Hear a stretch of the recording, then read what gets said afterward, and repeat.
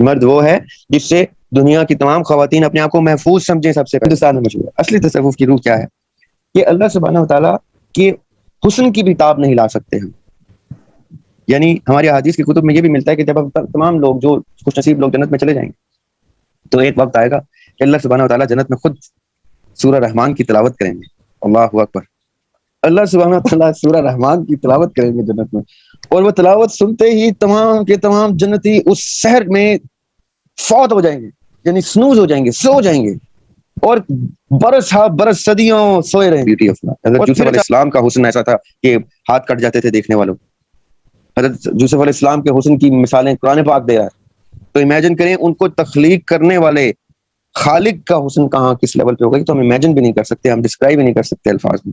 تو اللہ سبحانہ تعالیٰ کو یہ حسن چھپانا ضروری کیوں پیش آتا ہے؟ کیونکہ ہم اس حسن کی تاب نہیں لا سکتے.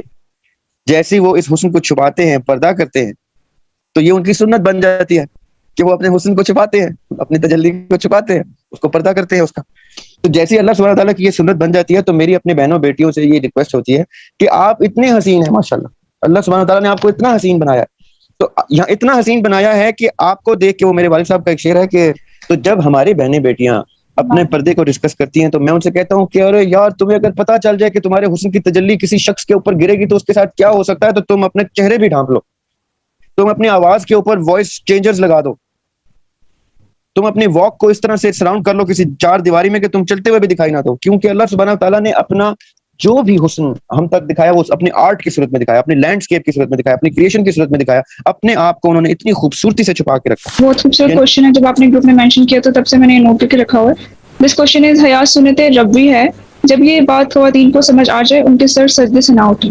یہ آپ نے گروپ میں بتایا تھا, تو اس کو پلیز مزید الیبوریٹ کر دیں ہمارے لیے.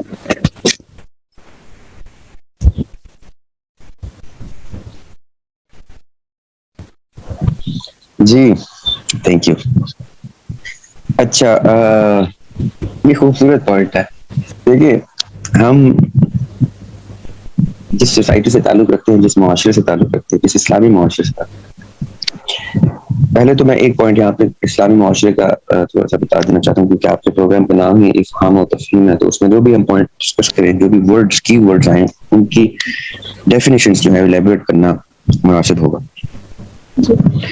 ایک ہوتا ہے معاشرہ, ایک ہوتا ہے اسلامی معاشرہ. معاشرہ جو ہے وہ ان تمام معاشرتی اقدار پر مبنی ہوتا ہے جن معاشرتی اقدار کو میں آپ کے ارد گرد کے لوگ ایک دوسرے کے ساتھ کامنلی آئیڈینٹیفائی کرتے ہیں. یعنی جو چیز آپ کے گھر میں, آپ کے پڑوس میں اور آس پاس کے لوگوں میں جو چیز روٹین کی طرح سے ایک ڈیلی لائف میں کمفرٹ جنریٹ کرے, ہارمنی جنریٹ کرے, اس ایریا کے لوگ, وہ اس تمدن کے لوگ آپس میں مل کے ایک معاشرے کی تشکیل دیتے ہیں. وہ جو لوگ ایک جیسی معاشرتی ویلیوز, جن کو سوشل ویلیوز کہتے ہیں, معاشرتی اقدار ایک جیسی جن کی کامنلی ہوتے ہیں, وہ مل کے ایک معاشرے کی تشکیل دیتے ہیں. جب اسلام باقاعدہ طور پہ ایک دین کی طرح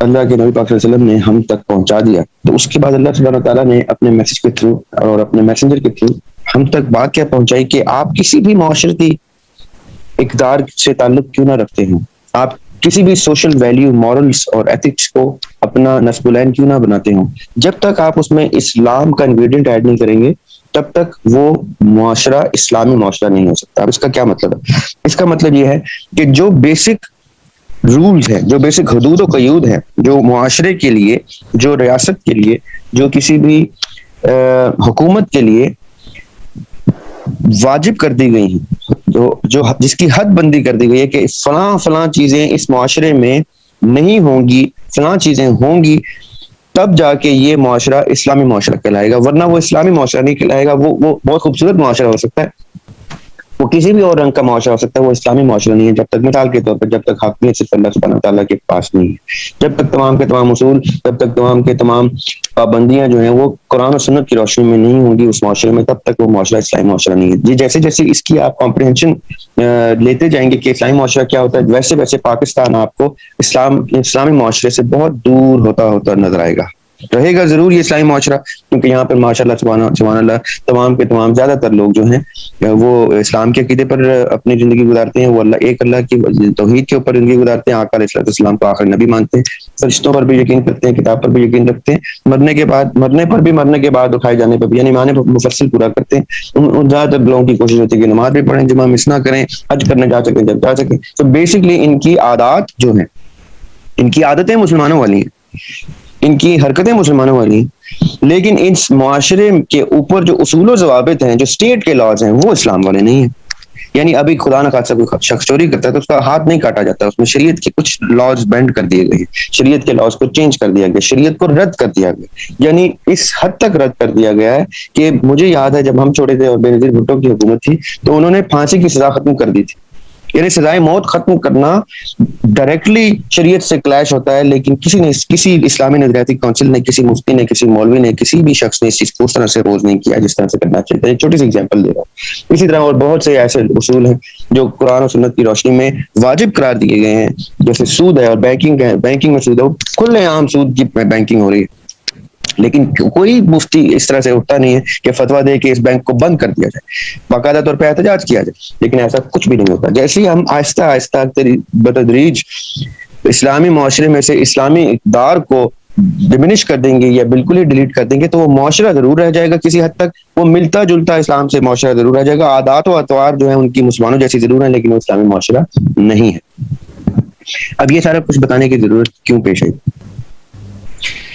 جب ہم اسلامی معاشرے کا ذکر کرتے ہیں تو اسلامی معاشرے میں اب آپ یہ چیز سمجھ لیجیے گا کہ پاکستان کی ہم ڈسکشن نہیں کر رہے، پاکستان اس کے قریب ضرور ہے لیکن پاکستان نہیں ہے۔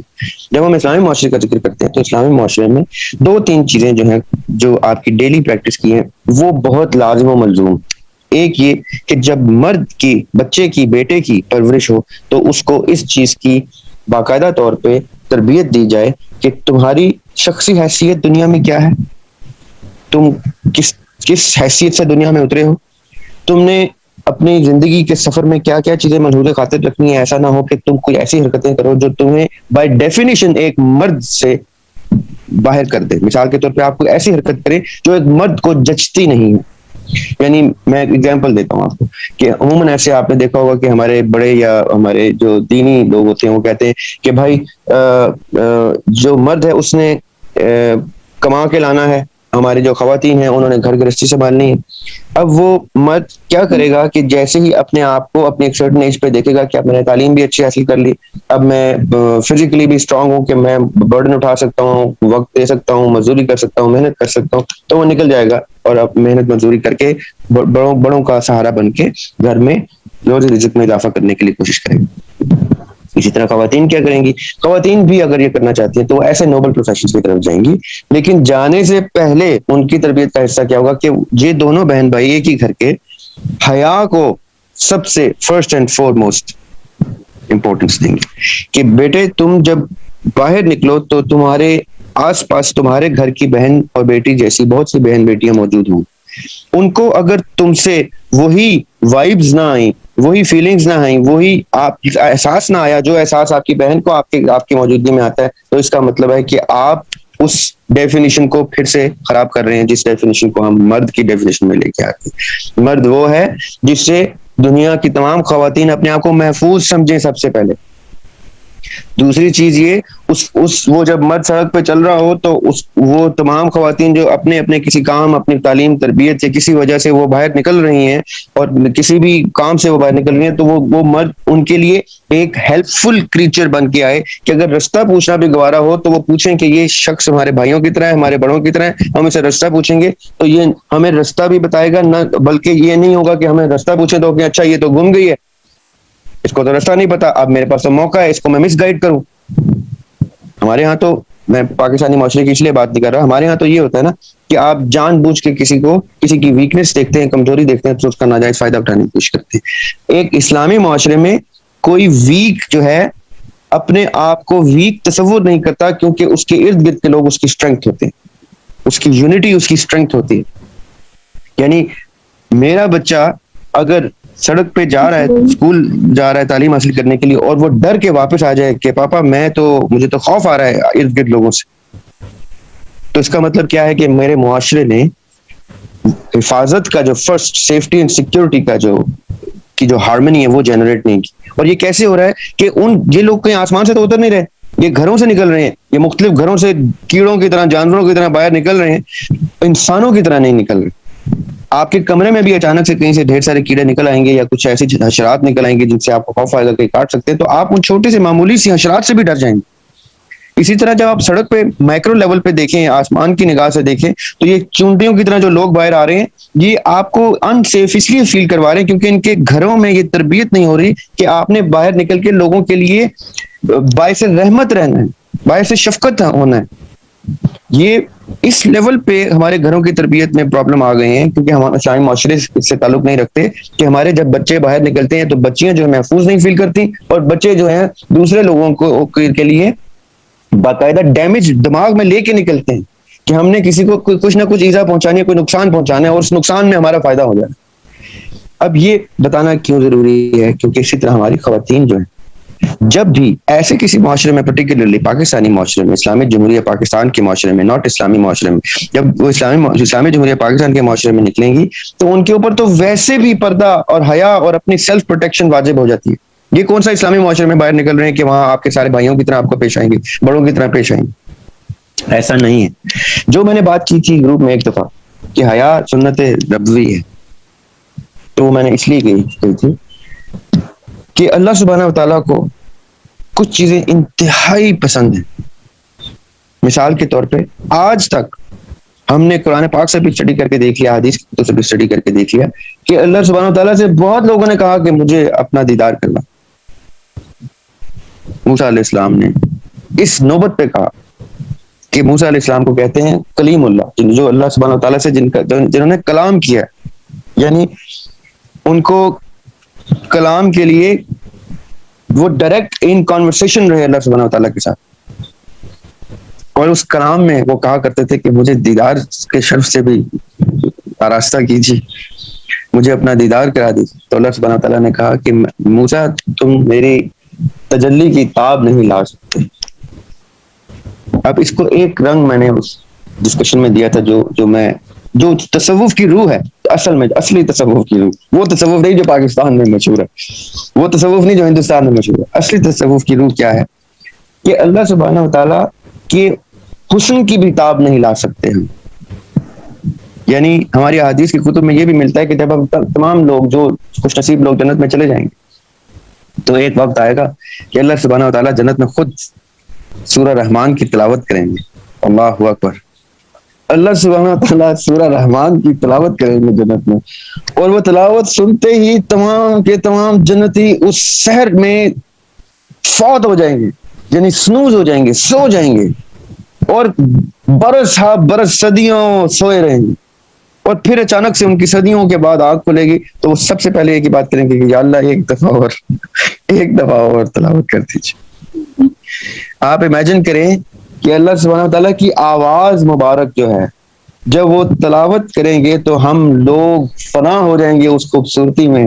ہم تاب جنت میں بائی دا وے جب ہم آپٹیمم اسٹیٹ آف مائنڈ میں ہوں گے اس میں بھی ہم اللہ سبحانہ وتعالیٰ کی آواز اور تلاوت کی تاب نہیں لا سکتے. تو یہ جو ہماری 1% brain usage and very فلتھی practice of life ہے, اس میں ہم اللہ تعالیٰ کی دیدار کی بات کرنے کی کوشش کرتے ہیں, یعنی اتنی جرات جسارت کرتے ہیں. تو جب موسیٰ علیہ السلام کو اللہ تعالیٰ نے کہا کہ تم میری تجلی کی کتاب نہیں لا سکتے تو اس کا مطلب بہت سے معنی کیری کرتا ہے, بہت سے میننگز ہیں کہ میری بیوٹی جو ہے, the beauty of mind you cannot contain, your eyes cannot contain the beauty of Allah. حضرت یوسف علیہ السلام کا حسن ایسا تھا کہ ہاتھ کٹ جاتے تھے دیکھنے والوں.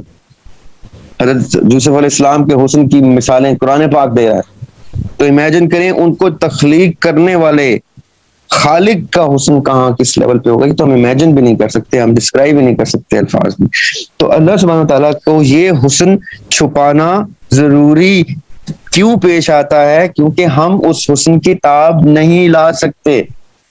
جیسے وہ اس حسن کو چھپاتے ہیں, پردہ کرتے ہیں, تو یہ ان کی سنت بن جاتی ہے کہ وہ اپنے حسن کو چھپاتے ہیں, اپنی تجلی کو چھپاتے ہیں, اس کو پردہ کرتے ہیں اس کا. تو جیسے اللہ سبحانہ وتعالیٰ کی یہ سنت بن جاتی ہے, تو میری اپنے بہنوں بیٹیوں سے یہ ریکویسٹ ہوتی ہے کہ آپ اتنے حسین ہیں ماشاءاللہ, اللہ سبحانہ وتعالیٰ نے آپ کو اتنا حسین بنایا, تو یہاں اتنا حسین بنایا ہے کہ آپ کو دیکھ کے، وہ میرے والد صاحب کا ایک شعر ہے کہ کس حوالے سے مجھے کس کا پتہ یاد آیا، کس حوالے سے مجھے کس کا پتہ یاد آیا، حسن کافر کو جو دیکھا تو خدا یاد آیا. یعنی sometimes what happens is when you look at a beautiful person you say oh my God سبحان اللہ. آپ کا پہلا جملہ ہی ہوتا ہے سبحان اللہ. کیوں؟ کیونکہ آپ کو پتہ چل جاتا ہے کہ جس خوبصورتی کو ہم دیکھ کے تاب نہیں لا پا رہے، اس کو تخلیق کرنے والا کتنا خوبصورت ہوگا. تو جب ہماری بہنیں بیٹیاں اپنے پردے کو ڈسکس کرتی ہیں تو میں ان سے کہتا ہوں کہ ارے یار، تمہیں اگر پتہ چل جائے کہ تمہارے حسن کی تجلی کسی شخص کے اوپر گرے گی تو اس کے ساتھ کیا ہو سکتا ہے، تو تم اپنے چہرے بھی ڈھانپ لو، تم اپنی آواز کے اوپر وائس چینجرز لگا دو، تم اپنی واک کو اس طرح سے سراؤنڈ کر لو کسی چار دیواری میں کہ تم چلتے ہوئے بھی دکھائی نہ دو. کیونکہ اللہ سبحانہ تعالیٰ نے اپنا جو بھی حسن ہم تک دکھایا وہ اپنی آرٹ کی صورت میں دکھایا، اپنی لینڈسکیپ کی صورت میں دکھایا، اپنی کریشن کی صورت میں دکھایا. اپنے آپ کو انہوں نے اتنی خوبصورتی سے چھپا کے رکھا. یعنی وہ میں ایک دو شعر آپ کو سناتا ہوں اپنی غزل کے. ٹھیک سجدے چھپا کے ہوتے ہیں لوگ عادی ریا کے ہوتے ہیں. اس میں ایک شعر ہے جس طرف میں لے کے آنا چاہ رہا ہوں. سات پردوں میں ایک رخ روشن، سات پردوں میں ایک رخ روشن جیسے جلوے حیا کے ہوتے ہیں. یعنی حیا اپنے جلوے بھی سات پردوں میں دے رہی ہے. ہم کہتے ہیں سات آسمان، سات آسمان اور سات پردوں میں رکھا ہے اللہ سبحانہ تعالیٰ نے اپنے حسن کو چھپا کے. ہم ایک پردہ کرتے ہوئے کہتے ہیں ہم پردہ کیوں کریں، مرد اپنی آنکھوں میں حیا لے کے آئے نا، ہم کیوں پردہ کریں. ہم چلتے ہیں تو مردوں کی تربیت میں فلاح ہے. اللہ سبحانہ تعالیٰ سے زیادہ مائٹی کون ہو سکتا ہے. اللہ سبحانہ تعالیٰ کو کوئی خدا نہ خاصہ غلط نگاہ سے دیکھے تو وہ نگاہ ہی جل جائے گی، لیکن پھر بھی اللہ سبحانہ تعالیٰ کا کوئی نگاہ مجھے دیکھنے کی تاب ہی نہیں لا سکتی. Beauty lies in the eyes of the beholder. When the beholder does not have the ethics, how will he identify beauty in something? وہ تو اس کو کوئی اور ہی رنگ دے گا. آپ کیا سمجھتے ہیں کہ جوہری پھر رہے ہیں پوری سڑکوں میں جو پتھر میں بھی ہیرے کو دیکھ لیتے ہیں؟ نہیں، ایسا ہرگز نہیں ہے کہ آپ باہر نکلیں گے تو آپ کے بھائی کی نگاہ سے دیکھنے والا، آپ کے بڑے کی نگاہ سے دیکھنے والا خدا کی تعریف کرنے والا. نو نو نو، ایسے لوگ نہیں پائے جاتے. یہ غیر اسلامی معاشرہ ہے، یہ اصلی اسلامی معاشرہ نہیں ہے. لوگ مجھے کہتے ہیں اکثر، عموماً مجھے پرائیویٹ میسیجز میں آتے ہیں، لوگ کوسچنز آتے ہیں ہمارے بہن بھائیوں کے کہ پردہ کیا آقا علیہ السلام کے دور میں اسی طرح سے تھا؟ آقا علیہ السلام کے دور کو جب آپ پکچر کرتے ہیں تو سب سے پہلے تو finest shape of human beings picture کریں. آقا علیہ السلام کی تربیت والے بچے بڑے پکچر کریں جو آقا کی تربیت سے بڑے ہوئے ہیں. وہ تو کسی کو دیکھیں گے بھی تو خوبصورت نگاہ سے دیکھیں گے، چاہے وہ شخص ہی خوبصورت نہ ہو. نعوذ باللہ استغفر اللہ. وہ تو کسی پتھر میں بھی حسن تلاش کر لیں گے. وہ ایسے ہیرے تراش کے آقا علیہ السلام نے رکھے ہوئے تھے. اس دور میں تو پردہ ہونا بھی نہ چاہیے. یعنی پردہ نہ بھی ہو تو وہ ان کو پتا ہوگا میری بہن جا رہی ہے، میری بیٹی جا رہی ہے. ہمارے دور میں تو یہاں پہ نعوذ باللہ استغفر اللہ، آپ ابھی کچھ ریسنٹ ہسٹری میں دیکھیں، اپنے بھانجے بتیجیاں محفوظ نہیں ہیں لوگوں کی، سگی بیٹیاں محفوظ نہیں ہیں گھروں میں. ایسے دور میں آپ پردے کا کوسچن کیسے کر سکتے ہیں؟ یہ کوسچن دور کے مطابق، ادوار کے مطابق، ایرا کے مطابق، ایوولوشن کے مطابق، لوگوں کی تعلیم، تربیت، وقار کے مطابق، معیار کے مطابق سیٹ ہوتے ہیں. یہ نیچرلی ہوتے ہیں. ہمارے گھروں میں سے یہ تربیتیں اٹھ چکی ہیں جو کہ ہمارے اختیار میں تھیں. اس میں ہم اللہ سبحانہ و تعالیٰ سے شکوہ بھی نہیں کر سکتے. جو اللہ، اب واپس آتے ہیں آپ کے سوال کی، جو اللہ سبحانہ و تعالیٰ کی سنت ہے وہ کتنی خوبصورت سنت ہے. ایک شخص کو، پوری کل کائنات میں ایک شخص کو حرم میں داخل ہونے کی اجازت ہوئی عرش مولا پہ، اور وہ آقا علیہ السلام کی ہستی مبارک ہے. معراج پہ جب آقا علیہ السلام جاتے ہیں اور براق کے اوپر تشریف فرما ہے آپ، جبرائیل علیہ السلام از لیڈنگ دا وے. ایک سٹیج پہ جبرائیل علیہ السلام کہتے ہیں کہ یہاں پہ آپ کا ہمارا ساتھ یہاں ختم ہو جائے گا، یہاں سے آگے تو میرے بھی پر جلتے ہیں. جبرائیل علیہ السلام کے پر بھی جل جاتے ہیں اس جگہ پہ. وہاں کس کے پر نہیں جلتے، وہاں کس پرسنالٹی کو کوئی فرق نہیں پڑتا، وہ آقا علیہ السلام کی ہستی. کیوں؟ کیونکہ اس سٹیپ سے آگے اللہ سبحانہ و تعالیٰ کی تجلی اپنے عروج پر ہوگی. اس کی تاب لانے کے لیے ایک ہی کامل ذات آئی ہے پورے پلینٹ پہ، ایک ہی کامل ذات آئی ارواح میں، ایک ہی کامل ذات آئے گی برزخ میں، جنت میں، اور تمام تر کائنات میں. وہ آقا علیہ السلام کی ہستی مبارکہ ہے. وہ حرم میں داخل ہوئے. یہ ہے سنت ربی. کہ صرف اس کو حرم میں آنے کی گنجائش ہو، وہ اجازت ہو جو حسن کی تاب لا سکے. The beholder of the beauty that the Lord possesses. اب ہماری خواتین کو میں کیوں کہتا ہوں اللہ سبحانہ تعالیٰ کی سنت پہ جائیں، کہ آپ کا پردہ ہی وہ تجسس ہے، آپ کا پردہ ہی وہ کیوریوسٹی ہے، آپ کا پردہ ہی وہ حیا ہے جو لوگوں کی امیجنیشن کے اندر نفاست لے کے آئے گی، خوبصورتی لے کے آئے گی. میں اکثر اس کی کنٹینیوشن میں ایک ایگزامپل دیتا ہوں کہ آپ ایک برقعے والی خاتون بٹھا دیں کسی بھی جگہ پہ جہاں پہ زیادہ تر لوگ بیٹھے ہوں، اور ان سے کہیں کہ imagine the beauty of this person, تو آپ یقین کریں وہ تمام کے تمام لوگ دنیا کی سب سے خوبصورت خاتون کو پکچر کریں گے اس برقعے کے پیچھے. ان کی اپنی امیجنیشن کی پیک ہوگی اس خاتون کے چہرے کی بناوٹ پہ. ان کے دل و دماغ میں جو پکچر ڈرا ہو رہی ہوگی وہ اتنی خوبصورت ہوگی جتنی خوبصورت وہ خاتون بھی نہیں ہوگی. یعنی ہوگا کیا کہ ان لوگوں کی امیجنیشن اپنے انتہا پہ جائے گی، وہ خاتون کہے گی مجھے کیا ضرورت ہے بننے سنورنے کی، انہوں نے اپنی امیجنیشن میں مجھے اتنا بنا سنوار دیا جتنی میں ہوں بھی نہیں. یعنی میں اگر لڑکی ہوتا تو میں تو یہی کرتا. میں تو کہتا لوگوں تم امیجن کرو کہ میں کیسا ہوں. میں ایسے ہی یہ راز افشا کر کے اپنے حسن میں کمی کروں، کیونکہ اگر وہ خاتون جب برقع اپنا ریویل کر دے گی تو تمام کے تمام مرد مایوس ہو جائیں گے. کیونکہ یار میں نے تو ایسی پکچر کی تھی، میں نے تو اس رنگ کی آنکھیں دیکھی تھی، اس رنگ کا یہ دیکھا تھا، ایسے دیکھا تھا، یہ چہرہ ایسا، یہ کیا ہوا.